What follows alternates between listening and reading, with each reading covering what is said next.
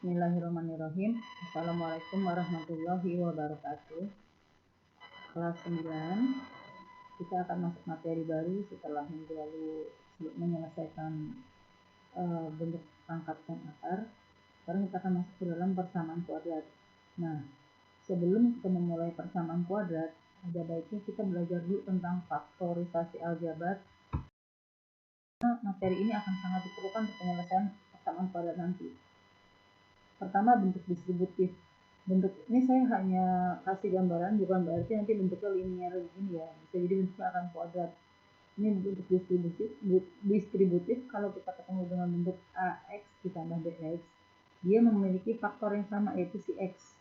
Nah, X-nya ini bisa kita keluarkan, X, jadi di dalam kurung tinggal A tambah B.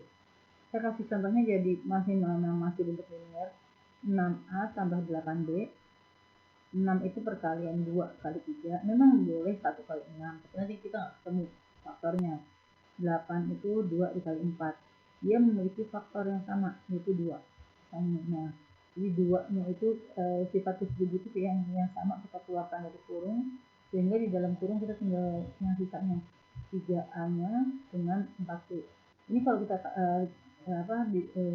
pakai skema gitu, 2 dikali 3A menjadi 6A, 2 dikali 4B menjadi 8B. Jadi nggak ada yang berubah nilainya ya, hanya berubah bentuknya aja. Kemudian yang kedua, bentuk kuadrat lengkap. Bentuk pola umumnya AX kuadrat plus BX plus C. Nah, kali ini kita masih bentuknya A-nya sama dengan 1, artinya koefisien dari X kuadratnya sama dengan 1. Contoh pertama, faktorkanlah X kuadrat plus 5X plus 6. Di sini koefisien X kuadratnya 1 ya masih ya. Nah, kita tinggal fokus ke sini. Pertama kita lihat fokus ke angka 6 ini. Faktor dari 6 itu 1 dikali 6 atau 2 dikali 3.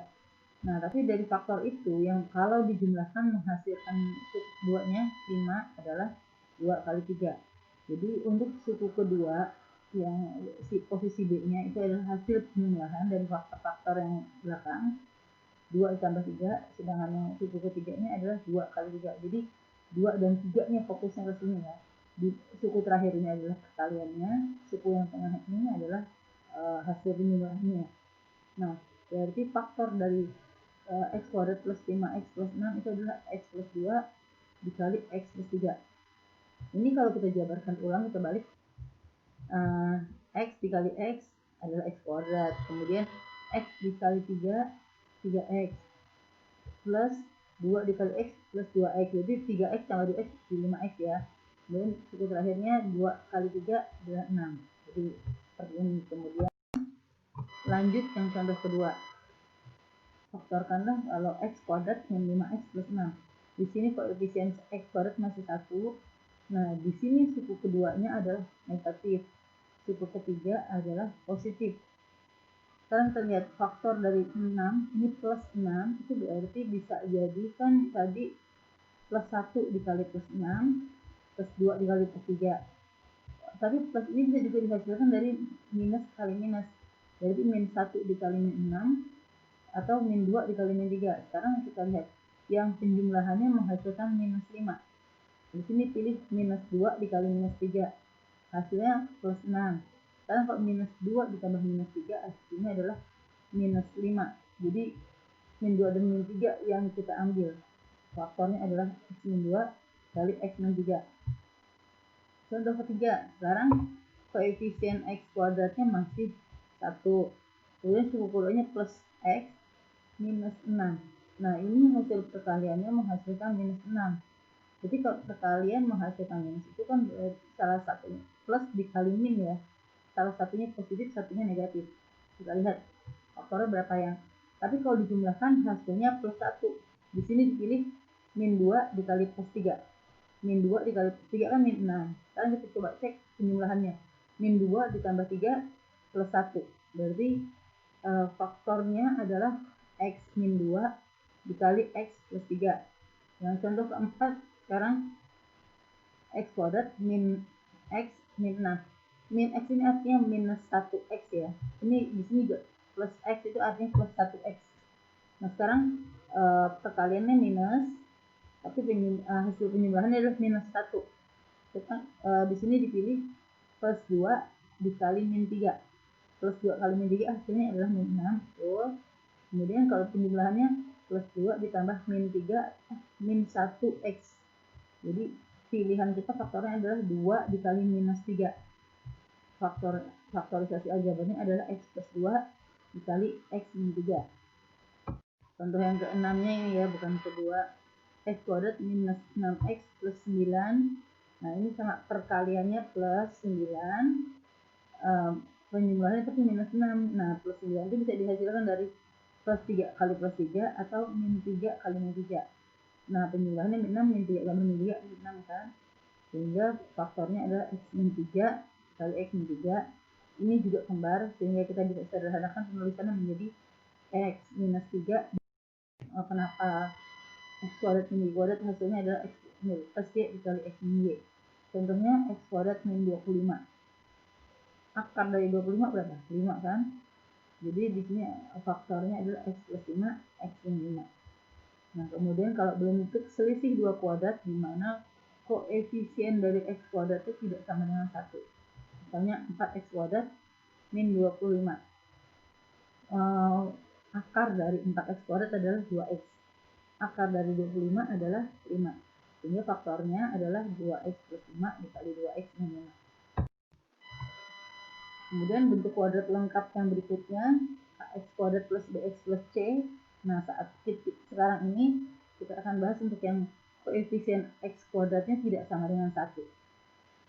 Contohnya ini. Faktorkan 2x kuadrat plus 7x plus 3. Nah, yang pertama kita nggak langsung faktorkan begitu saja, kita harus kali dulu. Koefisien x kuadratnya adalah 2. Suku terakhirnya konstantanya ada 3, jadi 2 dikali 3, 6. Nah, yang kita cari adalah faktor dari 6. 6 itu bisa jadi 2 dikali 3 atau 1 dikali 6. Sekarang kita lihat yang penjumlahannya hasilnya 7. Nah, kita ambil 1 dan 6. Nah, ini kita pecahnya begini.